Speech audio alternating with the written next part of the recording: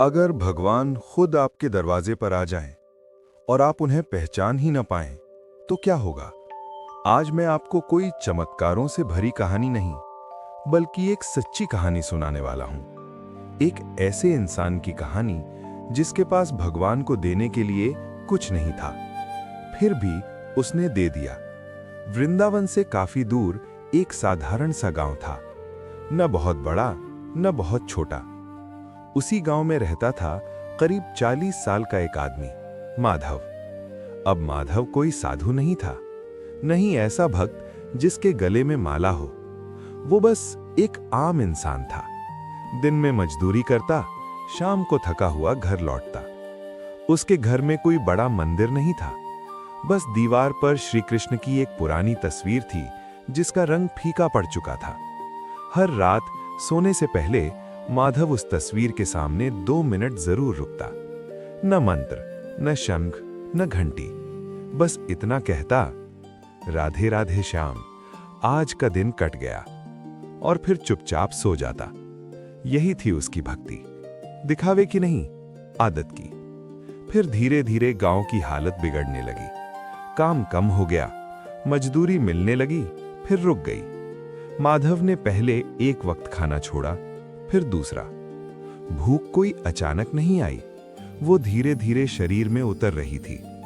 घर में थोड़ा चावल, थोड़ी दाल अब भी बची थी। वो बहुत सोच समझकर थोड़ा थोड़ा खाता, ताकि कल के लिए भी कुछ रहे। एक शाम माधव काम की तलाश में गया, पर कुछ नहीं मिला। थका हुआ लौटा। घर में अंधेरा था। उसने दिया जलाया, कृष्ण की तस्वीर देखी, और पहली बार उसकी आवाज कांप गई, श्याम, आज मन बहुत भारी है। उस रात उसने खाना नहीं बनाया। भूख थी, पर उससे ज्यादा मन थक चुका था। अगली सुबह माधव उठा। कमजोरी थी, पर होश में था। घर में अब भी एक वक्त का खाना बचा था। उसने सोचा, आज शाम खाऊंगा, और फिर काम की तलाश में फिर निकल पड़ा। शाम को जब माधव लौटा, तो उसके दरवाजे के पास एक आदमी बैठा था, लगभग 30 साल का। सांवला रंग, साधारण कपड़े, थका हुआ चेहरा। उसने सिर उठाकर कहा, भैया, सुबह से कुछ नहीं खाया, अगर थोड़ा खाना पानी मिल जाए। माधव वहीं ठिठक गया। माधव के मन में सीधी सी गिनती चल रही थी। घर में खाना सिर्फ एक वक्त का है, अगर आज दे दिया तो कल। उसके अंदर 2 आवाजें थीं। एक बोली, अपने लिए बचा ले। दूसरी बोली, अगर आज न दिया तो उस तस्वीर को कैसे देखेगा। वो अंदर गया, दिए के सामने बैठा। कोई चमत्कार नहीं हुआ, कोई आवाज नहीं आई, बस मन थोड़ा शांत हो गया। माधव बाहर आया और बोला, थोड़ा खाना है, आधा आधा बांटकर खा सकते हैं। उसने चावल पकाए, 2 छोटी कटोरियां, न सब्जी न घी। दोनों चुपचाप खाने लगे। न कोई भजन, न कोई उपदेश, बस 2 भूखे इंसान। खाने के बाद अजनबी ने पूछा, भैया, हर दिन ऐसे जीते जीते थकते नहीं हो? माधव हल्का सा मुस्कुराया, थकता हूं, पर आदत हो गई है।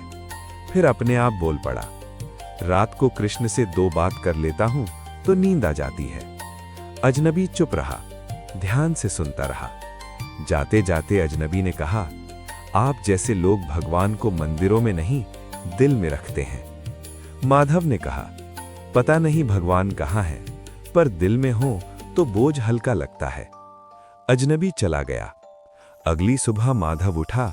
घर के बाहर किसी ने काम का पता लिखकर छोड़ दिया था। उस दिन उसे मजदूरी मिली, ज्यादा नहीं, पर काफी थी।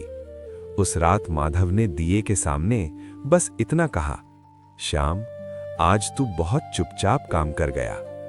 तो दोस्तों, माधव अमीर नहीं बना, दुख खत्म नहीं हुए, पर उसे ये समझ आ गया, भगवान हर बार चमत्कार बनकर नहीं आते।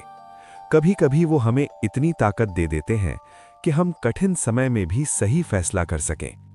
और आज भी अगर कोई अजनबी आपके सामने मदद मांगे, तो हो सकता है वो भगवान न हो, पर यह जरूर हो सकता है कि वो आपको भगवान जैसा बनने का मौका दे रहा हो। राधे राधे। जय श्री कृष्ण।